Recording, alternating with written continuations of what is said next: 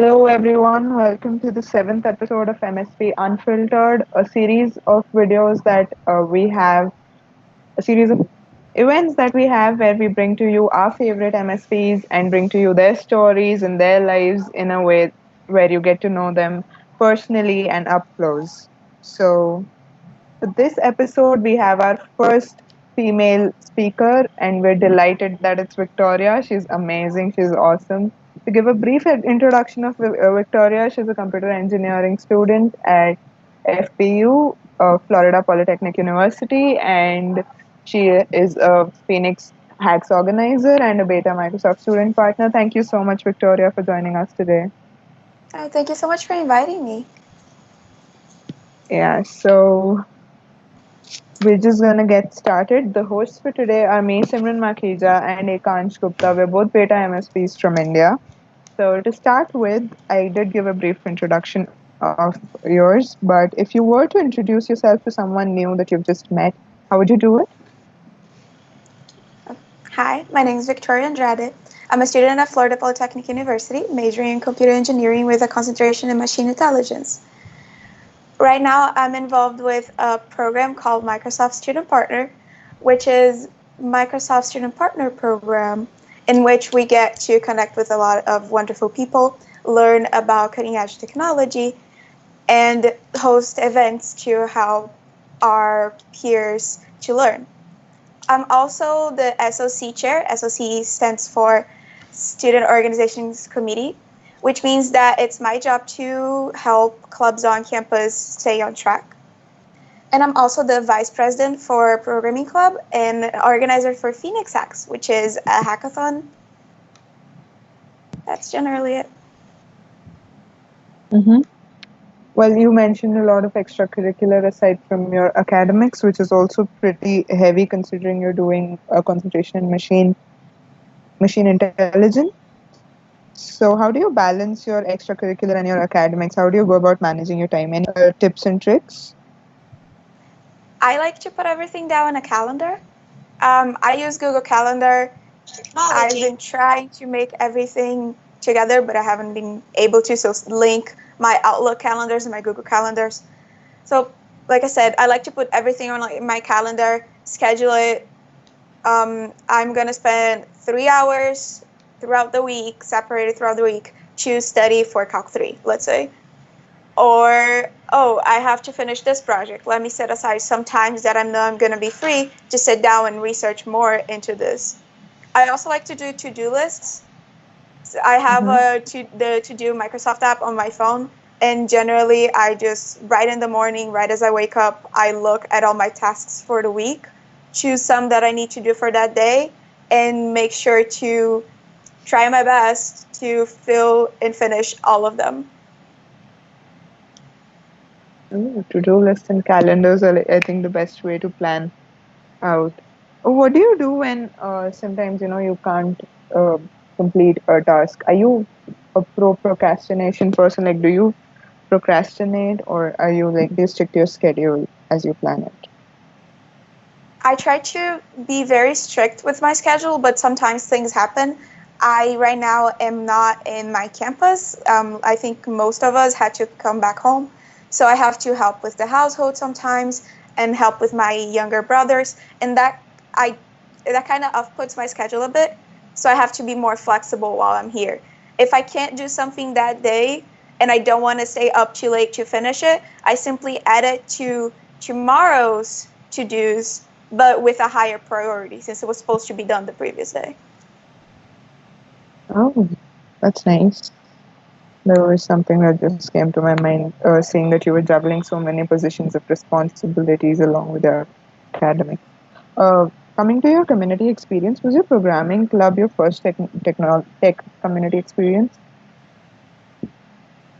Technically, yes. Mm-hmm. I got into computer science, computer engineering later than normal, I would say. I only started learning computer language when I got to university. Right in my first semester, I accidentally stumbled upon programming club. So yeah, it would be my first tech community interaction. Hmm. You said you got started with computer science late. Is there a story behind that? Like, were you interested in from the beginning, but didn't have courses at your school, or how is it? So at first, I was completely ready to go to med school. I Mm-hmm. mean, already studying in like university level biology and chemistry, ready to go into med school. And then by accident, I walked into the wrong classroom, and the eighth graders were having their robotics class. I stayed around. The teacher let me stay around. I was a student of his in another class. I and it was fun, but I thought, hey, I'm going to med school.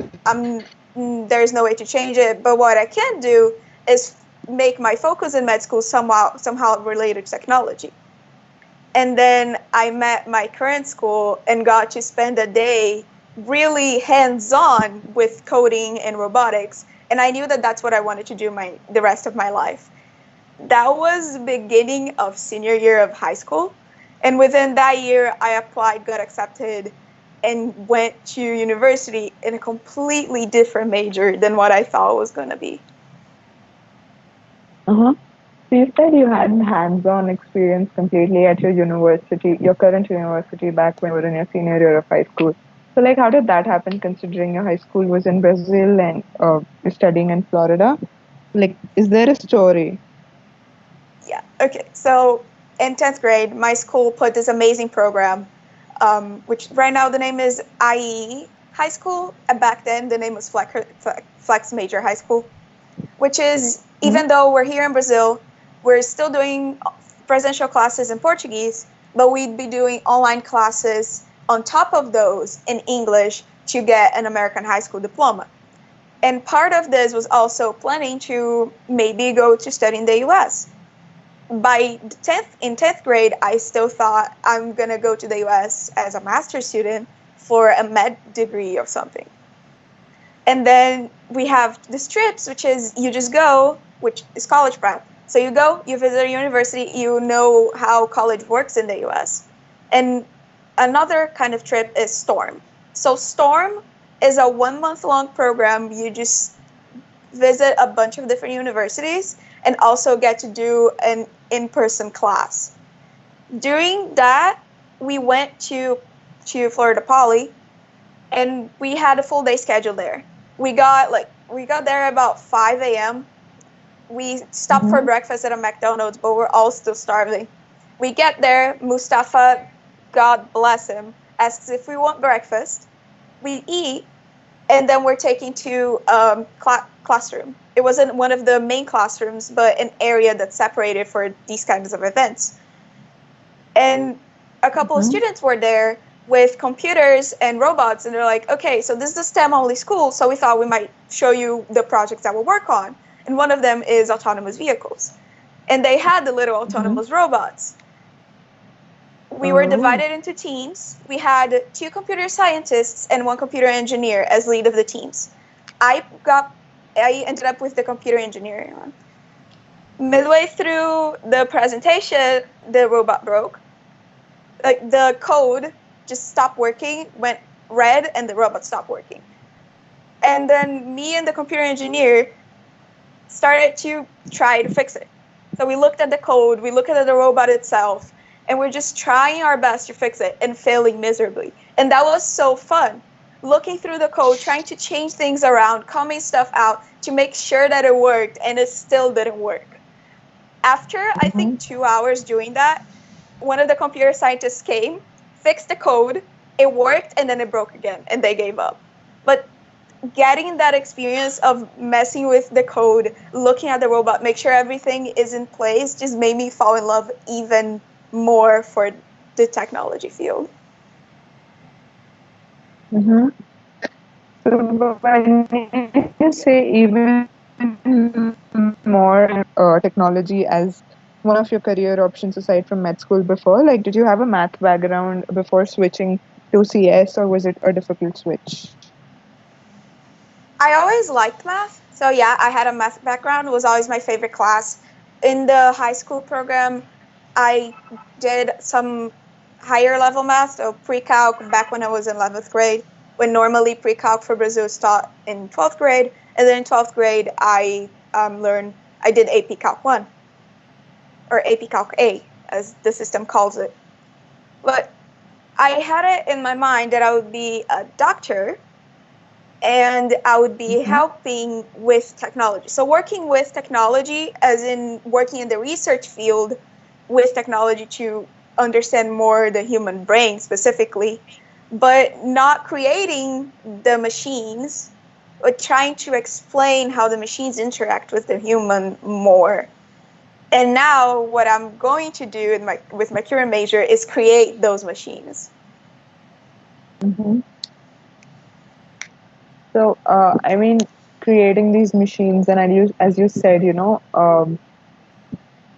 creating the brains of the machines technically as your concentration is machine intelligence. So, how did you decide you wanted to do a concentration in machine intelligence? Was it because of your exposure to robotics, or was it something that you decided later on? No, actually, the same day that we had the entire class, I asked Mustafa, which was he works at Florida Poly, and he was kind of our tour guide for the day. I asked him what concentration did they have that was closer to what we had just saw, so the coding and the autonomous robots, and he said, well, that would be machine intelligence. So I picked that one. Mm. So, I mean, the concept of concentrations is really fascinating considering you start off your degree or your school having in mind what you're going to major in. Essentially, concentrations are the same as majors. Technically, they would be more similar to minors. In Mm-hmm. my school, we don't have minors. It's a STEM-only school. We don't have a lot of classes that don't fit into one of the majors. So what they did instead is you have concentrations. So in your last 2 years, you get to do these extra classes that are more focused on what you want. In my case, in my last years, I'll be able to study and go more into the machine intelligence, AI, machine learning side of everything. As if you're in a different concentration, let's say robotics, you'd be focusing more on the circuit side of it, of the same major. So that's where, Oh, even though you're all the same major, in the end, your classes branch out. so that's sort of like electives that we take in our final years around here, I guess. Mhm. Yeah. So, I mean, since we've spoken quite a lot about how you decided to go into CS and why machine intelligence and all that, when did you decide that you wanted to move to the US for your studies? I kind of always wanted to go to the US. What happened was a change in the timeline. Like I said, my plan was med school in Brazil, masters in something medical in the US. When I got into the high school program and I went on the first college prep trip, I knew that I wanted to go to the US, but I thought I can't come here to med school. It is in Brazil, you'd have 5 years for the entirety of your med school. In the US, it can take you up to 10 years to get that basic med school degree. So I'm like, okay, if I'm going to do med, I can't come here, but I want to come and study the US. When I shifted to computer engineering, then I'm like, okay, I can do this completely in the US from the beginning. Mm-hmm. So, Victoria, Yes. you have been in Brazil for like 15 to 16 years, and now you are graduating from US. So, how did you accommodate shifting to a new country totally? It's my experience might be different from a lot of people because I didn't have much problem. My first semester, I was lucky that my dad went along with me, and he took the plane up with me. He drove me around. He helped me get everything I needed for my dorm. He helped me set everything up, and he didn't leave until a week after when everything was set up and classes were starting. So I had that support that some people are not lucky to have. I also have been going to the US specifically since I was 15. I'm 19 now. So in the language, I've been learning English since I'm 6 or 7. So there isn't that much of a language barrier, a cultural barrier for me. So it becomes way easier to move. The only part that is not easier is how much we miss everyone that we leave behind. So my friends, Mm-hmm. my family. Basically, homesickness when you move out of your home if you study further, Yes. right? So, like, was there something specific in FPU that helped you deal with it? Friends you made, or like, did it make it easier because of the people around you? How did you cope with homesickness? Generally, what I like to do is I have pictures on my phone from 2014, back when my Mm-hmm. brothers were 3, 2, barely born. Oh. What I like to do Uh-huh. is, if it's very late, I'll look through the photos, I watch the videos that we have. Or if it's not as late here in Brazil, I can just give them a call or voice or FaceTime with them and talk to them like that. Same with my friends. We'd be in contact pretty much every day if we're sending memes to each other, and then speak in WhatsApp at least every week and call like every month. Mm-hmm. Keeping that contact, even if it's not physically, just through the internet, helps a lot. That's true. So, yeah, that's really nice. Have there been any difficulties you faced being an international student in the US aside from transitioning or moving? There is some things that end up happening. Sometimes um, they just, I wouldn't say they don't take you as seriously, but they don't plan it specifically for you. You have to see what they have planned for the American students, see how you can fit into that, and organize yourself around that. Which is, Mm-hmm. it can be hard, but it also is not, depending on how they make it. Generally, as international, you may fit into disability services. Right now with COVID, that's how my school separated it. If you're international students, you'll talk to disability services. If you can't go back to school, let them know and they'll help you. Mm-hmm.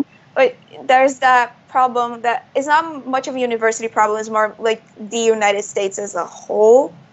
They focus Mm-hmm. so much on their citizens that sometimes they forget the other people that are also there and are also impacted by the decisions. Um, That's so true. Victoria, recent we have seen recent news on like discrimination and like Black Lives Matter and all. So, being from a different country, did you face any discrimination in a different country, like in the US or so, while college or while just roaming around in the streets in Florida, something like that? In my university, not so much. A lot of us are either international students or of Latin American descent or from Latin America and changed to the US. So that part, Mm-hmm. that was completely fine. uh, we're the majority in the school. Walking around the town, that's a different story. I look white, so I don't have as much problem with that kind of stuff. But you still get some weird looks or side remarks if they notice you're not a citizen. Which, it's hard, but then I also don't go out of campus a lot, so I don't suffer through much. And also, like I said, I'm white passing, so I don't Mm-hmm. have the same problem someone with a darker skin tone might have. Would you say that some people from the older generation are more privy to such behavior, while people of our generation or younger generations are a little more aware and considerate? Would that be the case? I wouldn't say they would be more considerate. I think our generation thinks more similar. It's easier for you to be talking with someone your age and have the same mindset than talking to someone that's 40, 50 years older than you. It's just the Mm-hmm. different generations, the different ways you were born, the different time that you were born in. So yes, our generation is more, it's better with this topic. But that doesn't mean that there isn't people in our generation that are also horrible and racist and homophobic and all that. It's a gray area. It's not a generation thing mostly. It's just how it's a matter of ideals. True. Did you ever have? Do you ever have those moments where you're talking to somebody in English and your accent somehow? I mean, if you have an accent, that is, your accent shows up, or you switch to Portuguese just because you're mad or something. Does that ever happen? Yes, it happens a lot. And it also happens with the other way around, me shifting to English when I shouldn't have, when I was supposed to be talking Portuguese. For English, my accent pops up more if I'm nervous, have a headache, or I'm angry with something. I might not even be angry at you. I might just be tired, running on 3 hours of sleep. And that makes my accent flow out more. And when I'm running 3 hours of sleep, it might happen that I'm just gonna look at you, say something in Portuguese, stop for a few seconds, remember you don't know Portuguese, and repeat it in English. So like, do people find it funny, or like, do you find people's reactions funny? I was like, how does that work? Both. My Uh-huh. roommate, Amelia, has just hear me a lot. So she walk in, I'll look at her, say good morning, put my head back down the pillow. Remember, she doesn't speak Portuguese. Look at her again and say good morning, but in English. And she just laughs at me at this point. Also, she has yet to learn how to say good morning in Portuguese. She's learning a little bit. I think she knows hello now. So proud. Uh-huh. It's always fun to learn new languages. I love to learn new languages. So yeah. Yes. There was something, some things such as international English and global English these days, I guess, which I've only Uh, heard of yeah. recently. So one thing that happened in my school with my friends, because of a partnership that was between my university and a university in India, a lot of our professors, for last semester for sure, were from India or from Asia, and they have a heavier accent than some of my classmates are used to. One of these professors uses what I like to call international English, which is slightly different from American English in that some verbs are not, you don't you don't change some verbs. So instead of saying I am, you say I was.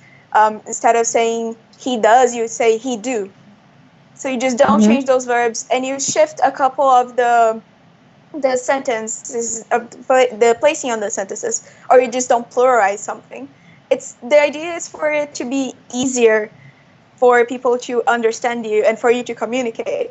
But for some reason, some people that learn English as their first language can't understand international English at all. They just see that as a grammatical mistake, and their brain refuses to computate what is actually saying there. And that happens with pretty much any language that is your mother language. Your Mm-hmm. mind will be kind of buggy when you see someone from outside speaking it until you get, if it's your first contact with non-native speaking the same language as you. So that's kind of what happened. It was funny. I had to translate a lot of times because they couldn't understand what the announcement said or what the homework was asking them to do. It's Mm-hmm. understandable. It's also, it's good for you to understand the global or international English, because a lot of people are just learning that one instead of a specific British or American English. That's true. That's true. Um, you didn't mention that you're the vice president of your programming club, and in the beginning, you briefly mentioned that you stumbled upon the programming club. How did that happen? Like, how did you get involved with your programming club at your university? So first meeting I ever went, I accidentally stumbled upon the meeting while I was just wandering around the halls. I had nothing to do first or second week of classes, and I joined late. So I joined this spring, which means I didn't have a club row to show me all the clubs we had available on campus. I had to go through the website, and even so, sometimes the website is just not up to date. So I Mm-hmm. see on the screen that we have next to the doors that there is a meeting for a programming club. I need to learn programming. Let me go inside and watch. And I started going to the meetings not as often that first semester as I did my second semester. And in that second semester is when I got really involved with the club, and I decided to apply and run for vice president. And you won. I won. So, did you hear about the Microsoft Student Partner Program through your programming club? No, God, I am, for some reason, that 2019 was the year of the coincidence. I learned about the program in Facebook, randomly, through an ad. Facebook? Through an ad. Wow. There was Facebook. just an ad saying Microsoft Student Partner Program. I'm like, student, okay, let me take a look at that. Sounds fun to do. Let me try to apply. And I actually got accepted. I'm the only one in my state currently, actually, although I'm trying to change that. That's really cool. I mean, Facebook ads. I didn't know they ran Facebook ads. I don't know if they do at all or if it was just recommended to me. I just know it was scrolling through Facebook and it popped up. And I just thought it was interested and clicked to join. Because of all these happy coincidences we've spoken of, one question I think is something that I have to ask. Do you believe in luck? I do. I very much so do. So, like, do you believe in a balance of luck and hard work? Do you believe that luck has a very major role to play in a certain person's journey, like in terms of success and those things? Yeah. I come from a Christian middle, high, and anything school. I've been in this school for most of my life. And one sentence that one of my directors like to say a lot is, study like everything depends on you, but trust in God like everything depends on him. Change that God for luck, and that's what I believe happens. You do your hard work as if everything depends on you, but you still trust in luck because it's going to help you get that key opportunity to get you started or to get you going. That's a very motivational quote. I mean, wow, that's amazing. So, I noticed that you're wearing a Phoenix Hacks t-shirt, so I need to bring that up. Did you get involved with the hackathon after you were a Microsoft student partner, or was it before? And like, how was your organizing experience with the hackathon? So, when I got the email saying I was accepted was when I found the poster saying that they needed more people for the committee to organize Phoenix Hacks. Back when it was going to be our first hackathon for Phoenix Hacks specifically. So I just emailed in the poster and I got in. And I've been helping with them ever since. We already had our first event, which was last semester, but it was closed only to Florida Poly students, and we're hoping to run a second one, which will be open for all current students. So as long as you enrolled in university. That'd be really cool. I look forward to participating in one, considering I just did my second hackathon a few days ago. You're thinking of running it virtually? We were discussing that. The idea would be if we can't get all the funds to run it presentially, then yeah, we'd be running it virtually. We're actually running something similar right now, only for poly students, to see how that would work with a smaller pool of people to control. So, like, as the SOC chair, these are the kind of responsibilities that fall under your set of responsibilities? No, this is specifically for me as a Phoenix Hacks committee member. Okay. But for SOC, the idea is it's part of the Student Government Association. So, student government. The SOC handles all the clubs.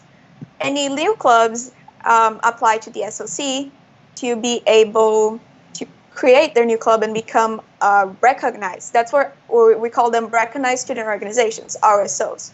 You can have a club that's not recognized, but that means you don't get a budget. So that's the idea. Yeah, so we have a budget for each club, which is not directly under the SOC. We have a specific committee for that. But I also make sure that all the clubs are reaching their benchmarks, that they decide when they found the club. They've been having meetings. People are going to their meetings. They've been marketing correctly, following the guidelines. Next semester, that's going to be very important, making sure that all clubs, when they're meeting, are following all CDC guidelines. Considering it's all been taught virtually, yeah. I mean, um, there's one more thing that comes to mind. I think the last time that we were speaking, we discussed shell hacks, and is that a story you'd like to share? Yes, let me share it. So, right when I joined the teams, I went around, I read everything, and I stumbled upon a message from someone asking for mentors in Florida to come to this hackathon, which was Style Hacks. Back then, I had no idea what a hackathon was, but it was down in Miami. It was no more than a 3-hour drive. If I could get a ride, I don't see why not go. So I say, I can go, and I started looking for people in my school that are going to Shell Hacks to get a ride. I actually got a friend, a master's student, to give me a ride down. And I was there for the entire duration of the hackathon, not as a hacker, but as a mentor. And that was my first contact with hackathon specifically. I was mentoring for Azure. At that Uh-huh. point, I had already finished my Azure's fundamentals learning path in Microsoft Learn. So I went down to help with people setting up Azure and part of the mentor. And I also helped with the Microsoft booth with Becky and her team, and the Xbox team was also there. So that was a That lot of must. fun. I got to meet a lot of different people. Mm-hmm. That must have been a lot of fun. I mean, uh, would you rate that as one of your best MSP experiences? The only thing I think that could, it wouldn't be the best because I was the only MSP there. I didn't have any fellow MSPs with me. I think the only thing I would be could top that easily would be the summit, which didn't happen, which was Mm-hmm. we're supposed to go to Mexico for the American one, which Yeah, I regional. still very much look forward to the virtual that they say we might be able to have. Mm-hmm. Yeah, I've heard the regional summits and Imagine Cup must have been a great experience if it had happened. But like, I guess virtually would be equally good considering how great Build was virtually. I mean, Build was a lot of Yes. fun. Huh? And I So, actually spent 3 days up to watch everything I could for Build. Just taking a nap every time I could when I didn't have a class I didn't want to watch, and the rest was just watching the classes. that's amazing. So, I mean, we've talked about a lot of the good stuff, the great stuff, but have there been any hurdles in your journey that have been setbacks essentially throughout this entire journey of starting your tech career and all of that? Have there been any major setbacks that you've faced? Yes. So, for I don't really hide this information, but for those that don't know, I have heavy anxiety and what my psychologists call depressive episodes. So I don't have depression per se, but I can spend a month depressive, and I can actually be it can be a risk for my health. Back in 2018, after graduation, the whole month had been a mess of different problems, but the one that kind of broke me was being told I couldn't go to the US, that I wouldn't be able to go because we simply couldn't pay for it. There was no way I could go. And I ended up having a big depression episode and ended up in the hospital. I spent the day in the hospital. My psychologist got me to immediately go talk to her, explain what happened, why I was in the hospital, what did I need to get better. So that's, for me, that's a major setback. Not only from I could have never reached here if I hadn't gone to the hospital, but also of years of treatment that I was in at that point. Hmm.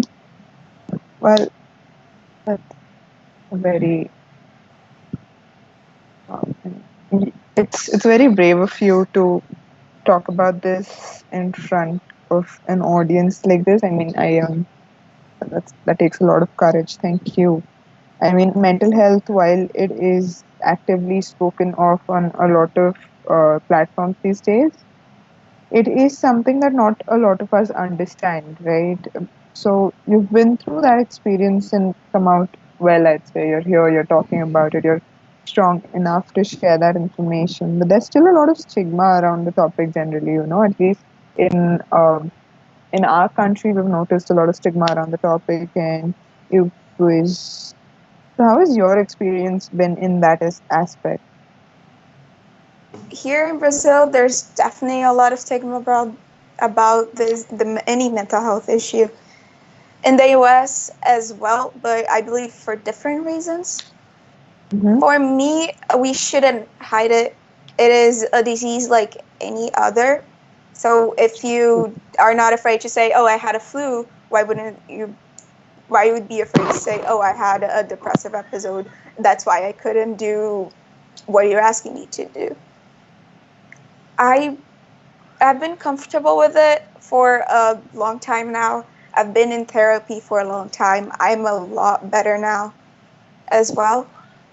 And I think talking about it helps. And the problem with the stigma is no one talks about it because it's a stigma. You don't want to talk about it. You don't want to be called on it. And then you don't have no one to look to and say, hey, that person went through the same thing as I did. I can use them as a reference, or I can see how things change for them before and after. That really does help for someone who's going through all of that, definitely. And I'm sure you work as that role model for so many people just because you have the courage and you're brave enough to come up and speak about it. Just thanks a lot for that, I guess. This is the first time I've spoken about something like this on the series, and it is a very important matter, and you're very, very brave to be talking about it. Thank I feel you. like I should emphasize. So, how do you cope when you're going into a spiral, or maybe what would be your suggestion to someone who is in a downward spiral and wanted to get out of it? Like, what are some strategies that you use to cope with So, not all a strategies negative are going to work headspace? for everyone. Mm, Mm-hmm. Not all strategies are going to work for everyone. So, I'll tell you what I like to do, and that's what works for me. First, catch it right in the beginning, treat it then. Don't let it become an actual hustle. If I don't care if you're in the middle of a project and you're feeling it, if you need to stop to take care of it and you stop and take care of it. What I like to do, um, I have different different paths for different situations depending on how bad it got before I realized what's happening.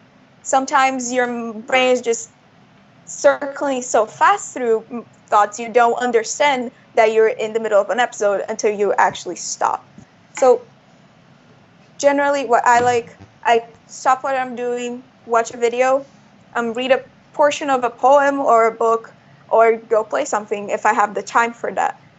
If I'm in the middle of class, I have an app on my phone that has a special music that calms me down, and it has organization um, activities. So putting clothes inside the basket, for example. If I'm at home, I can also just go around and start organizing my room, go through documents, make my bed if it's not if I hadn't make it yet, wash something if I have a pile of dishes, just go and wash that. Something to get in control of what's happening. And then you just calm yourself down. Talk to yourself. Mm-hmm. I like doing that. Just talk to yourself, calm yourself down.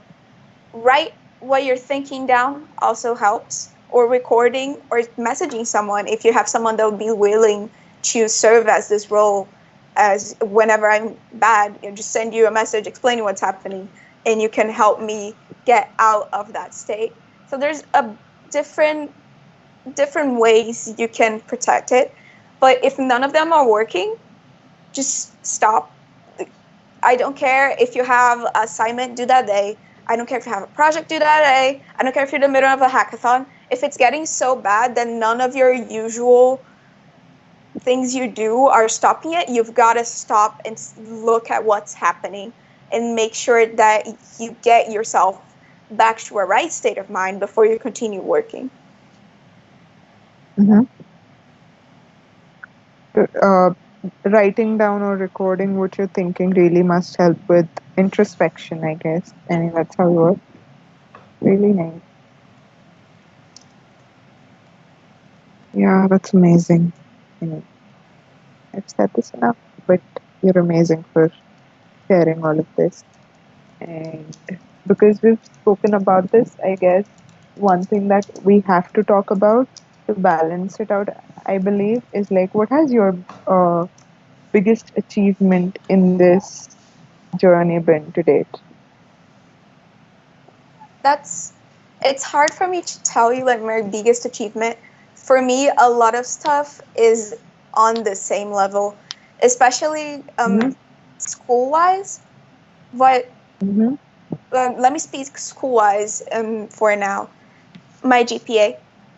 I've been trying, I'm going to try and I'm going to get it a 3.95 GPA minimum to finish my entire 4-year program, which is what I have right now, which means I can't fail, or I can't fail at all, and I can't have too many A minuses or B pluses.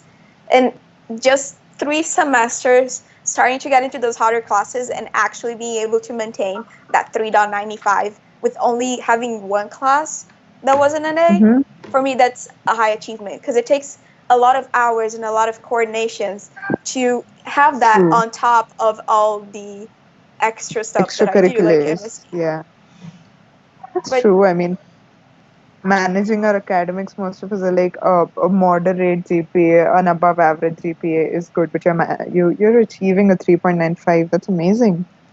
yeah, I've my family likes to joke with me that I study too much. Mm-hmm. And I've always tried to keep my grades as high as possible because for me that shows that all my effort that I'm putting in, all the hours that I'm putting into study, are actually helping me learn. Yeah, those are the only quantifying measures we have of our effort. That's true. So, looking back, is there anything in your school up until now that has been very difficult for you to get along with, that you've struggled with in the past, and now it just seems like a stepping stone towards what you'd be learning forward? I think let's talk about the only class that made my GPA drop, which is Mm-hmm. intro to computation and programming, what we call just intro to programming in my school, or just intro. Mm-hmm. That class dropped me so bad. I couldn't understand what was happening in the middle of it. I was trying to watch the class and just follow along, and I couldn't understand. And we were learning just C. We're just learning C. That was my first contact with the programming language. And I was just confused all the time, and I couldn't understand anything. So I stopped and I say, okay, I'm going to sit down and I'm going to read the book to see what's happening because I can't understand what's happening in class. And then me and my friends get together, like, okay, we have an exam. We have to code a full program by hand on paper. We need to study. We need to understand what's happening. After a lot of studying, I started reading the textbook every day. Not every day, but every time before I had a class on a Mm-hmm. unit, I had already read it in the book. I had my notes to compare with what the teacher was telling us in the board. And I still thought I wasn't getting the high grades that I normally get. So like I don't understand anything. I don't understand anything. I Mm-hmm. can't do this. I'm just gonna straight up quit this program. I can't do computer engineering. I'm gonna shift back to something else. And then Oh. finals come around Mm-hmm. and I sit down to test something. I'm like, okay, let me do a couple programs since 50% or more of my grade is gonna be writing a program on paper. And I write it and it works. And I write another one and it works. And I write another one and it works. I'm like, wait, I learned. I actually learned. I learned I can write this, I can do this without looking at my notes. The only problem I had with writing was time because I have to do forms instead of cursive. But that Mm-hmm. realization that I had learned, I wasn't a complete failure. I didn't need to change from the course that I loved. Just was amazing. And the next day we had our final, and I actually got a good grade in the final, which is amazing for me. But that thing of just completely freaking out because you can't learn what's supposed to be the easiest language of them all, and feeling like you need to give up because you're just not good for what you want to do, and then being at least decent at it is amazing. That's true. I mean, there's a lot of times when a lot of us are stuck somewhere and we feel like we want to give up on things, and not giving up, I guess, is the key to moving forward. I mean, it's like, so like, how do you, if you're on the verge of giving up on something, how do you like bring yourself back and into action and keep going? If I'm stuck in a project, for example, and I'm doing Mm-hmm. something specific language, what I like to do, first step, look through the entire code, not only the part that's giving trouble. Do you understand what everything's happening? If you don't, try to understand it. Maybe the problem is in that part that you coded and you have no idea what you're doing. If it's a class, try to read books, watch extra stuff. YouTube has a lot of good stuff, especially for computing, to try to understand. But sometimes you just need to take a step back because your mind's tired. That's specifically true with math. Mm-hmm. If you're getting a lot of problems wrong repetitively, just stop, do something else, Mm-hmm. then come back. And your mind's going to be renewed and you're going to be able to see. Because you have that bias when you're doing that problem over and over and over. This is how it has to be done. How come it's not working? That then if you get out and you come back like, wait, no, that's not how it's supposed to be done. It's supposed to do it this way. This way is going to work. So getting that fresh view on what you're doing. So Victoria, I think I can relate to your story with switching fields. I am pursuing electrical engineering, and so in my course there's no programming. So, do you have any tips for new programmers, and do you think someone should start with a particular programming language? And what do you think is your favorite programming language to date? Okay, let's go by parts. So for new programmers, just I like first you have to know how you learn. If you're a visual learner, an audible learner, if you know how you learn, then you can teach yourself more easily. So if you know you're a visual or an auditory learner, then watch videos. If you know you're a practice learner, get a bunch of different problems you can try to work them and looking through documentation. So Mm-hmm. just first find out how you learn. Then you can teach yourself anything, including programming languages. I like starting with C. I liked a lot starting with C because it was simple. But another language that you can also start with is Python. Some of my friends actually recommended better. They started with Python instead of me that started with C. They say it's easier. I like C because it shows you all the structure, while Python can be way more flexible. Mm-hmm. C just shows you what all's underlying and what's happening actually in the program level, while Python is has a lot of abstraction as compared to C. That's true. Yes. So And for yeah. my favorite language, Mm-hmm. right now, from the ones that I know, C++. I just absolutely love it. I can use it for almost anything, unless I'm Mm-hmm. going to code like a site, a website, or an app. Anything else, I can probably find a way to use C++. Oh, that's nice. Yeah. Okay. So uh, I was just gonna. I think that's it on the setbacks and all that. As I mentioned in the very beginning, you're the first female speaker we have on this series, and uh, that's because all over, even in the present times, and in a field like tech, where people say it's a good field for women, and there's a lot of women in the field, there is a certain gender disparity around here. even in the program, as we notice, it's obviously getting better. We have more female MSPs, but the percentage is still very low to being an equal uh, standing, right? So, as a woman, have you faced any bias and discrimination generally and in your career? I am lucky, and let me take lucky, make it bold, italic, and put like 20 different types of markup on it. It's Mm-hmm. indescribable how lucky I am that I haven't had that problem. In my Mm-hmm. school, we have a very low, very high, very low. Our male to female ratio is horrible. We have only 16% females on campus. Oh. Notice I'm saying male and female, um, Mm-hmm. and not boy and girl, male and female. So by sex, not by gender. So 16% of people on campus are females. And that's very low. What what the school wants is at minimum 30%. And this percentage has gone up since last semester. We were actually at 15 or 14. And now we have 16 with the new incoming Right. class.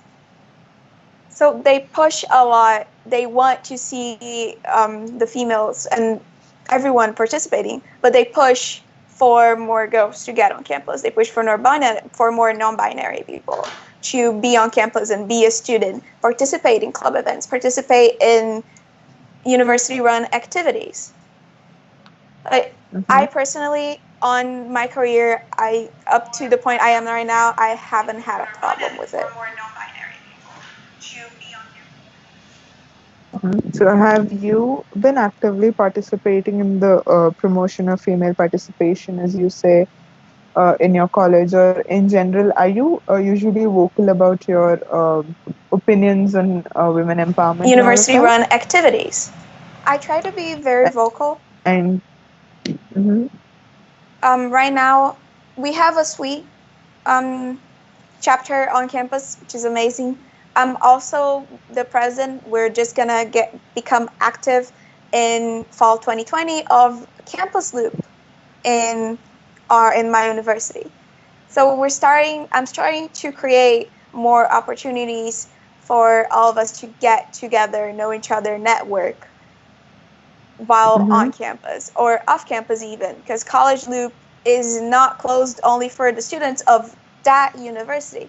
If you're a student of another university, you technically can go to a meeting in another College Loop. So you can have that interaction. that's really nice.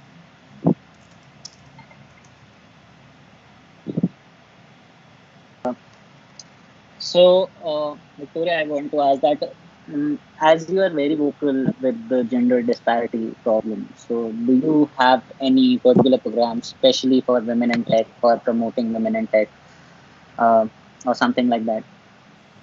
That you're a part of, maybe, or that you've participated in, like the women techmakers community and such. I'm trying to do that a lot more now. Right now, I only have Suite and College Loop.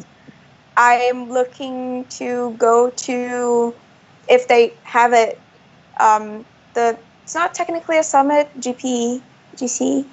I am horrible with names of stuff, but it's a Mm-hmm. conference that happens in the US, Grace which is Hopper. specifically, yes, Grace Hopper. There you go. Yes. So I'm looking forward to be able to go to that, if not this year, then next year, and connect with more women and more women that work in tech. I know we also have a program for women tech within Microsoft Student Partners, which is amazing. I'm actually gonna be Yeah. speaking with them. Yeah, we've got a great group of women in tech in the MSP program as well. That's an active group where we can do more activities. That's true. Yeah. So, is there someone in the industry that you look up to or idolize? You know? I know. I have to say Maybe Dr. someone you want Sokraj. to. She's technically not even in my field. Mm-hmm. She's a professor at my university. She doesn't work hands on with tech stuff or the part of tech that I want to work on, but she's simply amazing. She's Mm-hmm. actually the one that got me involved with college loops. Mm-hmm. There's no words to describe her. She's the sweetest person you'll ever meet. She was my professor during one of my introductory level classes. I actually have a fun story. We had to do a project in the middle of the rain on a pool where we had to make boats go from one side of the other in a straight line, or as close as a straight line as we could, in a day that was raining and windy. And she was there with us, and we're trying to make everything work, and she's helping us, making sure that no one forgot to come, no one forgot to bring their boat, bring their project.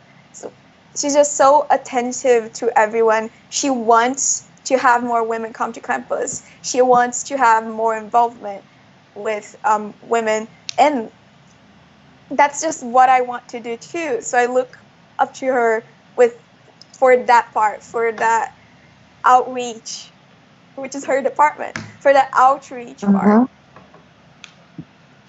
Sounds to be amazing. We all have those one or two professors who we look up to in our university. It's great that you have someone that you can look up to, I guess, in your university and talk to and uh, take all these initiatives with. It's amazing. It's been great.